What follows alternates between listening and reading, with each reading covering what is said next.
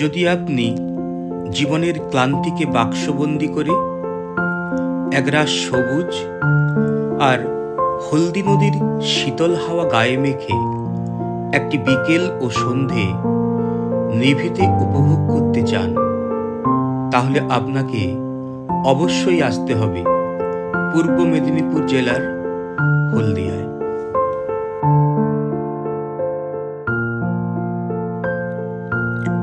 আমরাও আজ বাড়ি থেকে বেরিয়েছি ঐতিহাসিক তমলুক শহর পেরিয়ে যাব পূর্ব মেদিনীপুর জেলার অন্যতম বাণিজ্য নগরী হলদিয়া। হলদিয়া বাণিজ্য নগরী হলেও এখানে রয়েছে ভ্রমণের জন্য, দর্শনের জন্য অসংখ্য স্পট।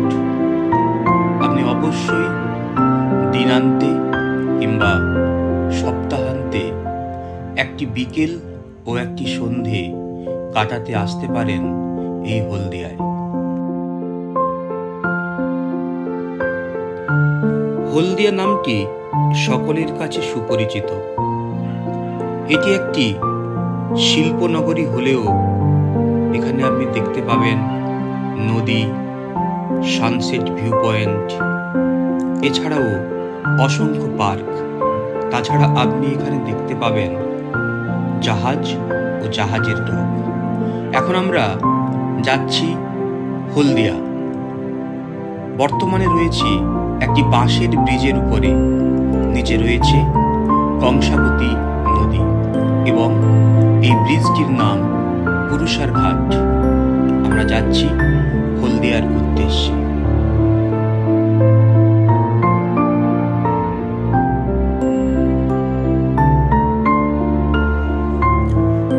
হাওড়া কিংবা পুরুলিয়া থেকে খুব সহজেই পৌঁছে যেতে পারেন ট্রেনে করে। তবে একদিনের সফরে রোড ট্রিপকেই প্রাধান্য দেওয়া ভালো। এতে রোড ট্রিপও হবে এবং হলদিয়ার আশেপাশের অঞ্চলও সহজেই ঘুরে নিতে পারবেন।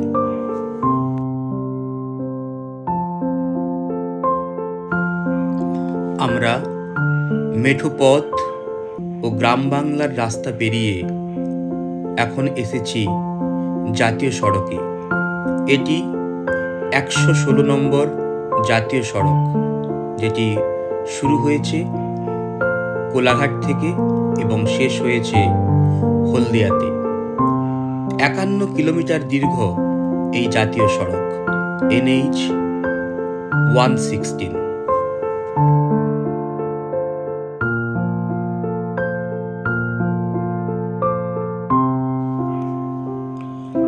বর্তমানে আমরা এসে পৌঁছেছি পূর্ব মেদিনীপুর জেলার অন্যতম ব্যস্ততম স্থান নন্দকুমার। এটি একটি 4 রাস্তার মোড়, যার একটি রাস্তা গিয়েছে দীঘা, অন্য একটি রাস্তা গিয়েছে মেছেদা, আরেকটি রাস্তা তমলুক হয়ে গিয়েছে মেছেদা এবং অপর রাস্তাটি যেটি এখন আমরা যাচ্ছি এটি গিয়েছে হলদিয়া।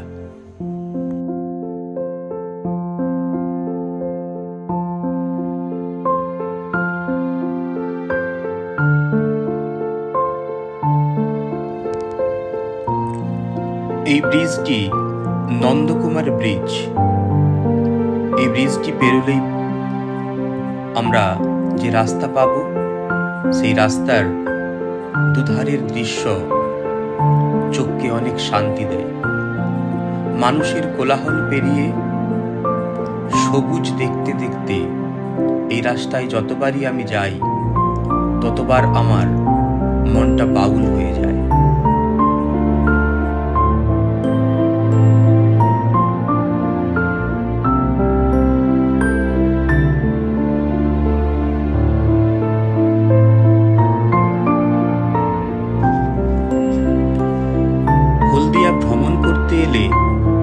ফেরার পথে ঘুরে দিতে পারেন মহিষাদল রাজবাড়ি এবং তমলুক রাজবাড়ি। প্রাচীন স্থাপত্যের ছাপ সুস্পষ্ট হলেও তমলুক রাজবাড়ি এখন ধ্বংসস্তূপে পরিণত হয়েছে। পশ্চিমবঙ্গের বুকে জাপানিদের বসবাস দেখতে হলে ঘুরে নিতে পারেন সাতাকু। হলদিয়ার বুকে এক টুকরো জাপান বললেও সাতাকুকে ভুল হবে না। অবশ্যই হলদিয়া এলে জাপানিদের বসবাসের এই জায়গা সাতাকু ঘুরে যাবেন।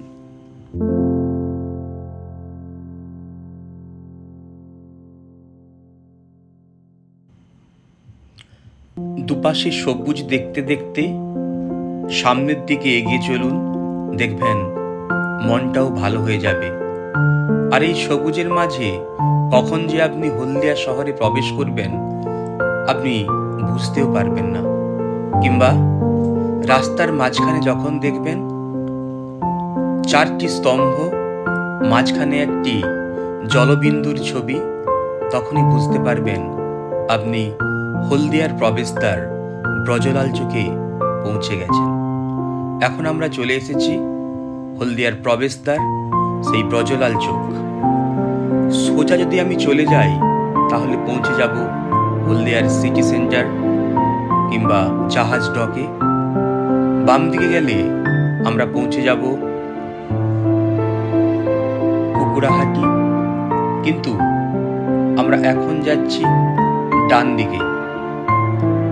ডান দিকে আমরা এই রাস্তা ধরে যাব বিসি রয় মেডিকেল কলেজ এবং ডেন্টাল কলেজ। সামনেই রয়েছে সেই বিসি রয় ডেন্টাল কলেজের গেট। এই কলেজকে বাম দিকে রেখে আমরা ডান দিকে চলে যাব প্রথমে সূর্যাস্ত দেখতে হলদিয়ার বালুঘাটার সেই বিখ্যাত সূর্যাস্ত দেখার কেন্দ্র বা সানসেট ভিউ পয়েন্ট। রক্তিম আকাশ, চারিদিকে সবুজ ঝাউ এবং হেতালের জঙ্গলে আপনিও কিন্তু শিহরিত হয়ে উঠবেন।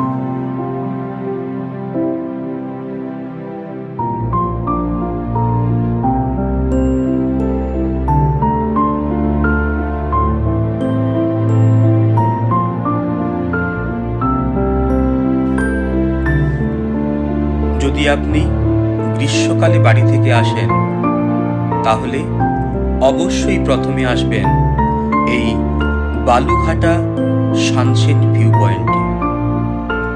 প্রথমে বালুঘাটা সানসেট ভিউ পয়েন্টে এসে সবুজ ঝাউ ও হেতালের মাঝে দরদালান থেকে সূর্যাস্ত দেখে নিন।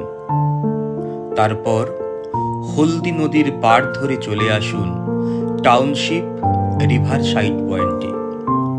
আমরা এখন পৌঁছে গেছি বালুঘাটা সানসেট ভিউ পয়েন্টে। সামনেই রয়েছে নদী, কিন্তু গাছের জন্য নদী এখান থেকে দৃশ্যমান নয়। এখানে রয়েছে একটি দরদালান কিংবা গ্যালারি, আর চারিদিকে রয়েছে সবুজ গাছপালা, হেতালের গাছ, ঝাউয়ের গাছ আপনাকে অবশ্যই মুগ্ধ করবে। আমরা এখন দেখতে পাচ্ছি সেই বালুঘাটা সানসেট ভিউ পয়েন্টে গ্যালারি, যেই গ্যালারিতে বসে আপনি আপনার প্রিয়জনের সঙ্গে সূর্যাস্ত দেখতে পারেন। আর এখান থেকে সূর্যাস্ত সত্যি একটি অপরূপ দৃশ্য, যা আপনার মনের ক্যানভাসে সারা জীবন শ্রেষ্ঠ ছবির মতো আঁকা হয়ে থাকবে। আমরা রয়েছি সেই সানসেট ভিউ পয়েন্টে। যদিও মেঘলা আকাশের জন্য আমরা সূর্যাস্ত দেখতে পারিনি, আমরা দেখেছি সেই রক্তিম আকাশ, নিচে দিগন্ত বিস্তৃত সবুজ। সূর্যাস্তের পরে আমরা এগিয়ে যাচ্ছি সেই টাউনশিপ রিভার সাইড পয়েন্টের উদ্দেশ্যে।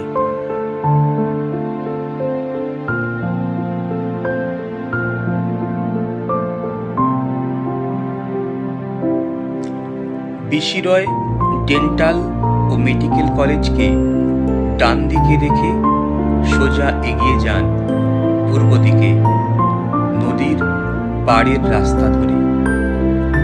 দুই দিকে সবুজ এবং জনমানব শূন্য রাস্তা আপনাকে অবশ্যই মুগ্ধ করবে।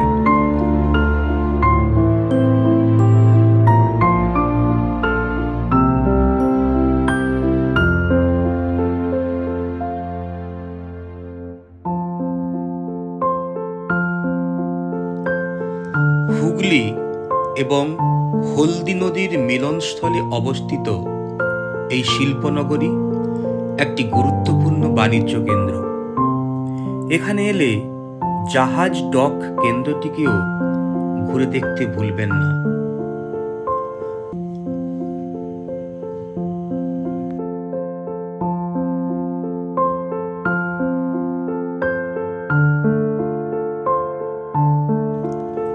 হলদিয়াকে পশ্চিমবঙ্গের মেরিন ড্রাইভ বললেও ভুল হবে না।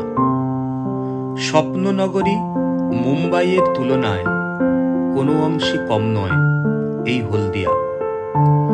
ইস্ট কোস্ট জেটি থেকে থার্ড ওয়েল জেটি পর্যন্ত সুন্দরভাবে সাজানো এই হলদিয়া বন্দর। সুবিস্তৃত 6 কিলোমিটার রাস্তার দুধারে রয়েছে ঝাউ ও পামের বাগান। এখানে দাঁড়িয়ে জাহাজের আনাগোনা ও বন্দরের ব্যস্ততা দেখতে দেখতে কখন যে সময় চলে যাবে আপনি বুঝতেও পারবেন না।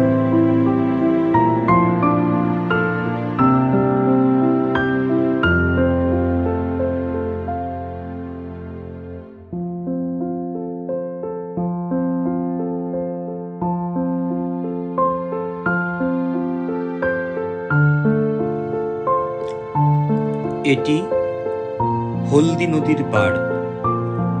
কংক্রিটে বাঁধানো বেদির উপর বসে সূর্যাস্ত দেখতে পারেন।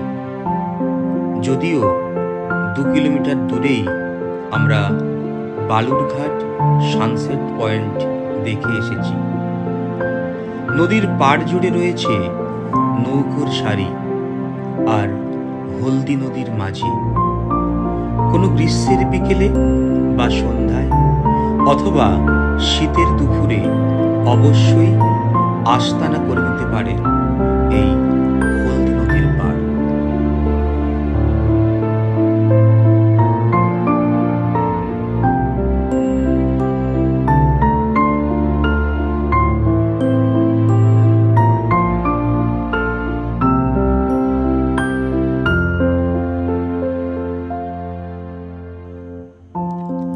হলদিয়ার এই টাউনশিপ রিভারসাইড পয়েন্টের একদিকে যেমন রয়েছে দিগন্ত বিস্তৃত স্বচ্ছ জলের হলদি নদী, তার ঠিক সামনেই রয়েছে মখমলে সবুজের চর, যেখানে বসে আপনি বিকেল অথবা সন্ধ্যাকে উপভোগ করতে পারেন।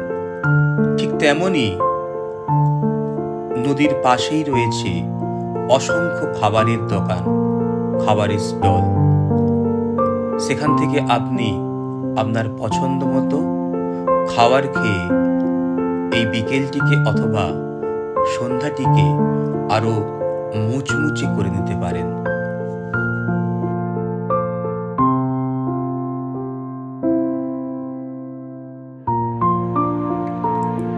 কোনো গ্রীষ্মের বিকেলে কিংবা গ্রীষ্মের সন্ধ্যায় অথবা শীতের দুপুরে আপনার প্রিয়জনকে সাথে নিয়ে তার হাতে হাত রেখে সব থেকে যে সুন্দর জায়গায় আপনি ঘুরতে পারেন সেটি হলো হলদিয়ার টাউনশিপ রিভারসাইড। এই নদীর রাতের দৃশ্য আপনাকে অবশ্যই মুগ্ধ করবে। নদীর পাড়ে রয়েছে অসংখ্য প্রতিকৃতি, যেখানে আপনি পাবেন মনীষীদের মূর্তি, অথবা রামায়ণ কিংবা মহাভারতের কোনো সুন্দর একটি দৃশ্য। এই নদীর অপর পারে রয়েছে নন্দীগ্রাম থানা।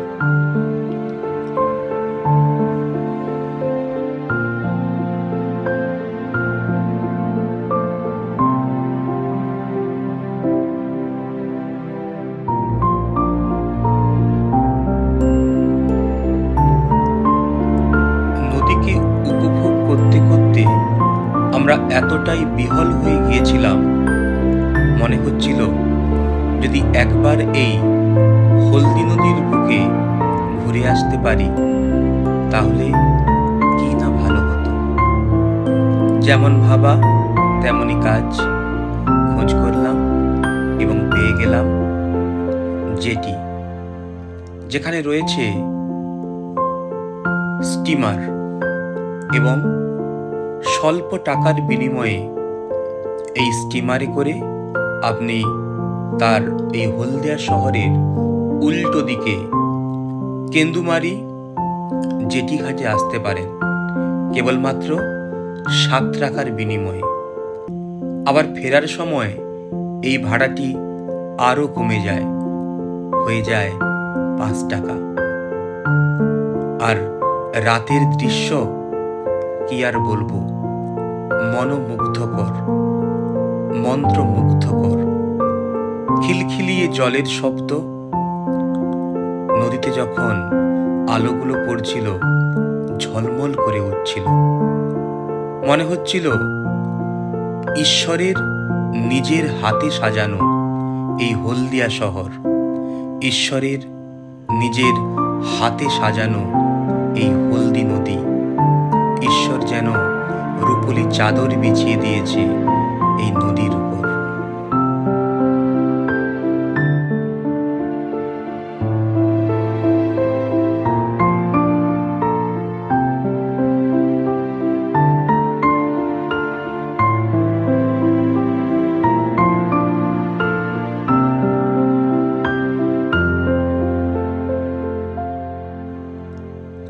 এবার আমরা ফিরে চললাম কেন্দুমারি থেকে হলদিয়ার উদ্দেশ্যে। স্টিমারের মাঝিরা বললেন যদি আমরা দুপুরে আসতাম তাহলে তারা আমাদেরকে এই হলদিয়ার পাশেই রয়েছে একটা দ্বীপ নয়াচর, সেই দ্বীপে নিয়ে যেত। শুনলাম অপরূপ প্রাকৃতিক সৌন্দর্যে ভর্তি এই নয়াচর। বলে এলাম অবশ্যই পরের বার এলে এই নয়াচরটি আমরা যাব। আপনারাও কিন্তু যদি হলদিয়া আসেন তাহলে নৌকো কিংবা স্টিমারের সঙ্গে কথা বলে এই সুন্দর দ্বীপটিতে ঘুরে আসতে ভুলবেন না। তবে যদি ওখানে নাও যান তাহলে কিন্তু এই স্টিমারে অবশ্যই চাপবেন। হলদি নদীর রাতের দৃশ্য আপনাকে অবশ্যই মুগ্ধ করবে।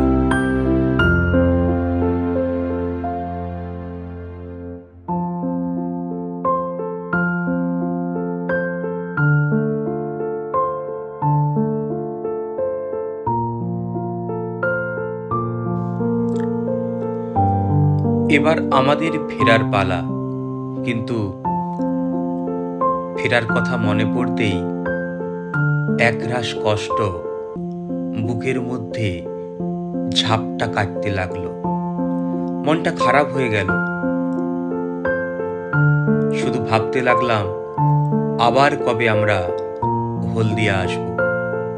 তবে শেষবারের মতো আর একবার ওই নদীর পাড়ে হাঁটতে ভুললাম না।